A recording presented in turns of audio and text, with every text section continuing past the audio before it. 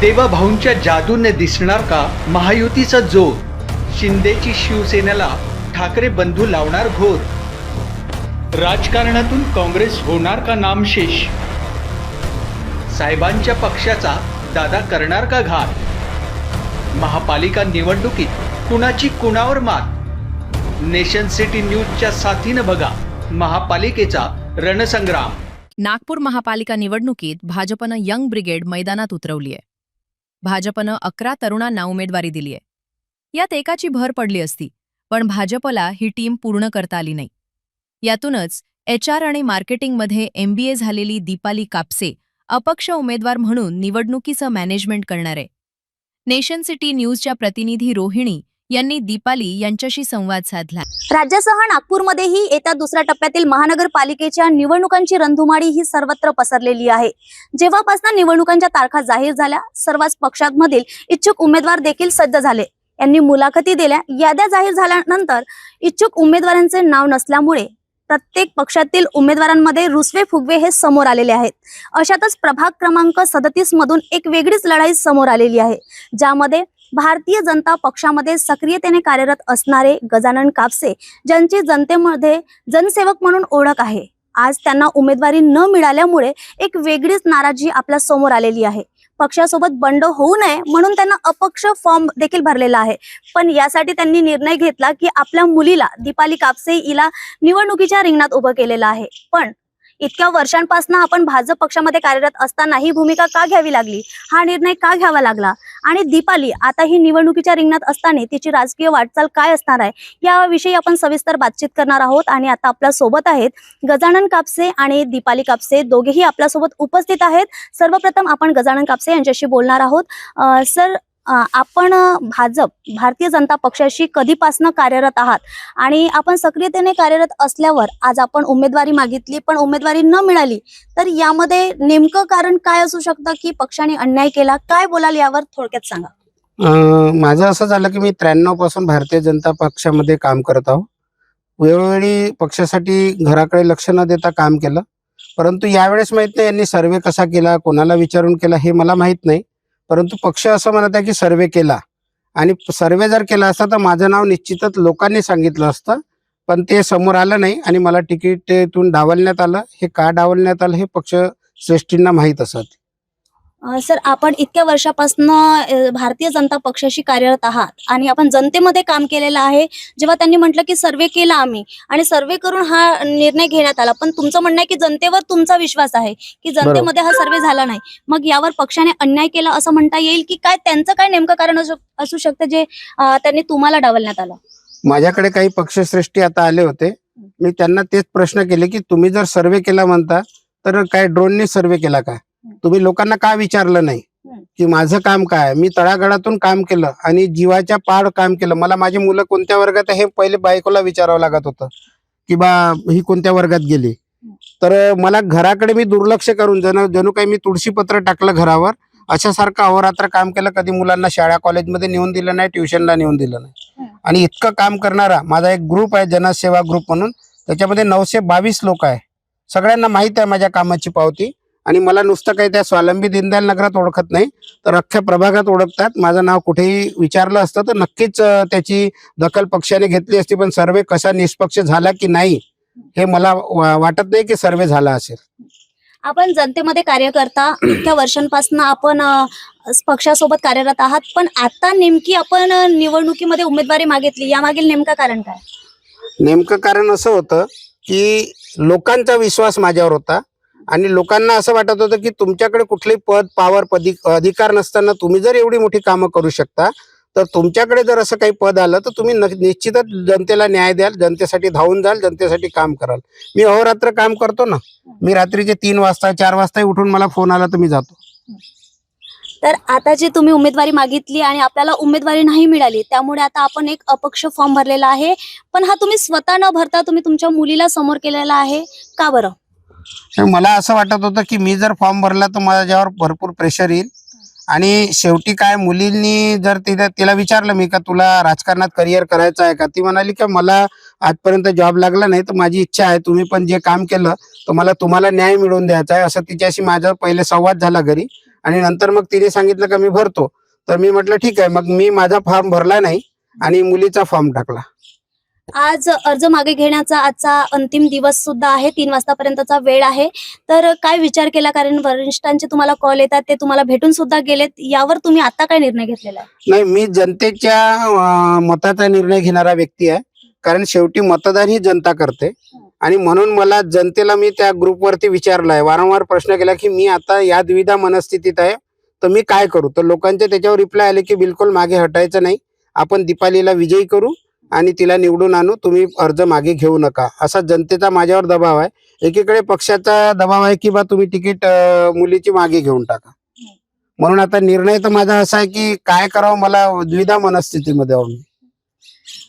आपण गजानन कापसे यांच्याकडून तर जाणून घेतलेलं आहे की ते कधीपासनं पक्षाशी कार्यरत आहेत आणि पक्षाकडून त्यांना कसं डावलण्यात आलं आणि पक्षात बंडखोरी होऊ नये म्हणून त्यांना दीपाली हिला समोर केलेला आहे. आपण आता दीपालीशी बोलण्याचा प्रयत्न करू की आता दीपाली, सर्वप्रथम तुझं खूप खूप स्वागत आहे.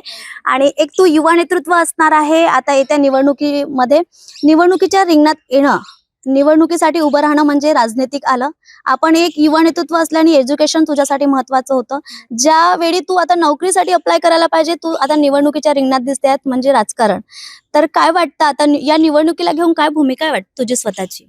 माझी भूमिका इतकीच आहे की मी जे अनुभवलं आहे, मी जेव्हा नोकरीसाठी तळमळ केली, माझ्या वडिलांच्या यांनी मी मोठमोठ्या लोकांकडे भेटली, नोकरीसाठी तळमळ केली, पण त्या यांनी पण मला काही मिळालं नाही. तर म्हणून मी या राजकारणाच्या रिंगणात मी आली आहे. पण काय झालं की आज माझ्याजवळ साधन होतं म्हणून मी आली, पण ज्यांच्याकडे साधन नाही, ज्या युवतीकडे साधन नाही, मग त्यांनी काय करायचं, ते तो बेरोजगार राहणार. म्हणून मी या निवडणुकीत निवडून आल्यानंतर त्या बेरोजगारांना संधी द्यायची, महिलांना गृहउद्योग द्यायचे आणि या सर्वांसाठी एकजुटीने काम करायचं, हेच माझं आहे. एक उद्दिष्ट आहे की त्यांना बेरोजगार नाही ठेवायचं. कारण की आज मी तर बघितलं की इतकं एज्युकेशन करूनही मला काही महत्व मिळालं नाही.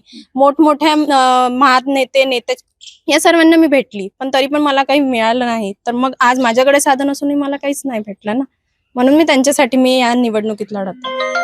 एक युवा नेतृत्व आहे आणि मला हे म्हणायचं आहे की पप्पांनी जी समाजसेवा केली, जनतेमध्ये राहून जे काम केलं, तर पप्पांच्या या अन्यायासाठी आपण निवडणुकीच्या रिंगणात आलात की स्वतःला एक आवड होती की राजनीती करायला पाहिजे आणि या समाजामध्ये मी कार्य करू शकते, अशी भावना तुझ्यामध्ये आली म्हणून तू या रिंगणात आहेस? माझी स्वतःची पण इच्छा होती की मी याच्यात यायची, पण माझ्या वडिलांचा जो झाला अपमान, कारण की माझ्या वडिलांनी गेल्या 32 वर्षापासून याच्यात काम केले आणि त्याच्यातही त्यांना काही म्हणजे यावेळेस त्यांनी पहिल्यांदा विचार केला की लोकांच्या यांनी की आपण आता निवडणुकीत उभं राहायचं बा, पण त्यांना तिकीट मिळाली नाही आणि त्या अपमानाचा मी बदलान तर नाही, पण त्या अपमानासाठी आणि त्यांच्या स्वप्न पूर्ण करण्यासाठी मी याच्यात आली आहे निवडणुकीमध्ये लढण्यासाठी. आणि मला सर्वप्रथम तर मी युवकांसाठी आणली, त्या जनतेसाठी आली आहे, जो आमच्या प्रभागामध्ये विकास झाला नाही त्यासाठी आली आहे मी. राजकारण म्हटलं की सत्तेला फार महत्व असतं. अपक्ष म्हणून तू लढणार आहेस, कसं बघते समोरचं राजकारण? काय वाटतं की निवडून आल्यानंतर कसं काम करशील? एक युवा नेतृत्व असणार आहे, कुठे असं वाटतं का की तुला खूप टॅकल करावं लागतील, की तुझ्यामध्ये असे गट्स आहेत की मी हे करून घेईल? करून तर मी सर्वच काही घेणार आणि तसं म्हणतात ना की सत्याची म्हणजे एकुलता एकच सत्याची लढाई करते आणि जे असतात ते राहतातच, भरपूरसे ज्यांच्या मागे राहतात ते लोक राहणारच आहे आमच्या मागे, की पाय खिचणारे भरपूर लोक राहतात, पण आम्हाला ते नाही. आणि मला माहित आहे की जनता आज आमच्या सोबत आहे आणि याच्यात मी निवडून येणार हा मला विश्वास आहे. आणि युवकांसाठी, आज माझी एज 24 आहे आणि मी तर युवकांसाठी लढायची आहे की ज्यांना आजही बेरोजगार आहे, जे लोक आज कुठेच नाही जाऊ शकत, त्यांसाठी मला लढायचं आहे. कुठे ना कुठे वडिलांचा चेहरा जनतेमध्ये आहे, तुझ्या प्रभागामध्ये देखील आहे, पण तुझ्या ज्या टॅकल करण्यासाठी तुझ्या अपोजिट मध्ये जे लोक उभे आहेत त्यांना बघून तुला काय वाटतं की तू हे जी लढाई आहे तुझी एकटीची असणार आहे? काय वाटतं त्यासाठी की तू त्यासाठी तयार झालेली आहेस आता सध्या? तयार तर मी आहेच, पहिलेपासून आहे. आणि जे लोक उभे आहे ना त्यांचा चेहरा मी काय माझे वडीलही सुद्धा बघितलं नाही 5 वर्षामध्ये. जे मागचे उमेदवार होते त्यांना मी कधीच 5 वर्षामध्ये बघितलं नाही. त्यांनी कधी आमच्या प्रभागाच्या विकासासाठी कधी हातभार लावला नाही आणि जे पण काही आजपर्यंत आमच्या प्रभागात कार्य केले ते माझ्या वडिलांनी केले. तर त्या लोकांना तुम्ही पुन्हा उमेदवारी देऊ शकता, तर का तुम्ही आजच्या युवा पिढीला एक चान्स नाही देऊ शकत, हा प्रश्न मला आहे. आणि त्या लोकांना का नाही देऊ शकत ज्यांनी जनसेवा आजपर्यंत केली, त्यांना सुद्धा आपण द्यायला पाहिजे होता एक चान्स. त्यासाठी मी अपक्षाचा फॉर्म भरला आणि मला विश्वास आहे की आपण निवडून येणार आहे. नक्कीच तुझा विश्वास हा कायम राहायला पाहिजे. माझा हा प्रश्न राहील की जसं प्रभाग 37 साठी आपण अपक्ष हा उमेदवारी अर्ज दाखल केलेला आहे, तर तुझ्या क्षेत्रासाठी या अगोदर जे नगरसेवक होते त्यांनी कुठले कामं केलेली आहेत आणि कुठली रखडलेली आहेत, जे तुला उमेदवारी मिळाल्यानंतर सर्वप्रथम तू तिथपासून सुरुवात करशील, तो प्राधान्य कुठल्या कामापासून तुला वाटतं की हे सर्वप्रथम तुला करायला पाहिजे? आमच्या प्रभाग क्रमांक 37 मध्ये सर्वप्रथम तर खूप वृद्ध लोक राहतात, म्हणजे आजी आजोबा ज्यांचे मुलं आज अमेरिका, पुणे, मुंबई इथे गेले आहे. तर त्या लोकांसाठी एक वृद्ध विरंगुळा केंद्र आमच्या प्रभाग क्रमांक 37 मध्ये भरपूरशे उद्याने आहेत. त्या उद्यानासाठी उद्याने बांधून ठेवून दिल्या, पण त्याचा काही विकास कामं झाले नाही. तर त्यांच्यासाठी वृद्ध विरंगुळा केंद्र उभा करणे, रस्ते चांगले करणे, खोदकाम चांगले करणे, गटर लाईन साफ करणे, या सर्व कामे, आजही पावसाळा आला की घरात पाणी शिरते असे रोड बांधून ठेवले आहे. तर हे सर्वांचं बांधकाम चांगलं करून देणं आणि जनतेला कोणता त्रास नाही झाला पाहिजे यासाठी अहोरात्र मेहनत करणं, या सर्वांसाठी मी राहणार. सर्वात महत्त्वाचा प्रश्न माझा हा राहील की पप्पा इतक्या वर्षांपासनं जनतेशी कार्यरत आहेत आणि पक्षाशी एकनिष्ठेने त्यांनी कार्य केलेलं आहे. जनतेसाठी पण ते लढलेले आहेत. पण आज अर्ज मागे घेण्याची आज अंतिम दिवस सुद्धा आहे, 3 वाजतापर्यंत आहे आणि वरिष्ठ पण तुमच्या घरी येऊन गेलेत आणि त्यांचे वारंवार आपल्याला कॉल पण येत आहेत. तर आता तुझी भूमिका काय राहील? जर वरिष्ठ आलेत आणि त्यांनी म्हटलं की अर्ज मागे घे, तर तुझा आता फायनल डिसिजन काय असेल? माघार तर मी घेणार नाही, कारण की ही माझी स्वतंत्र विचारसरणीमुळे मी आज हा अपक्षाचा फॉर्म भरलाय. असं नाही की पप्पाला नाही मिळालं आणि त्यासाठी मी भरत आहे, असं काही नाही.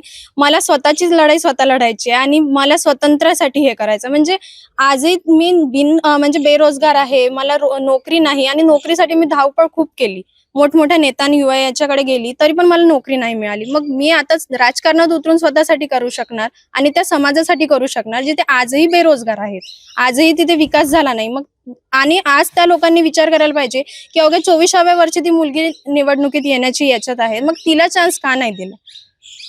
आता जनता, तरुण पिढी आणि आपलं नवीन जे युवा आहेत जे आता पहिल्यांदा मतदान करतील, या सर्वांना काय आव्हान करशील आणि आपल्या प्रभागासाठी काय आव्हान राहील तुझं शेवटचं? माझं आव्हान इतकंच राहणार की तुम्ही जनतेसाठी आणि तुम्ही आमच्याकडे एक जो विश्वास आजपर्यंत ठेवला, माझ्या वडिलांच्या यांनी जो विश्वास ठेवला, त्याच विश्वासाने समोर चला.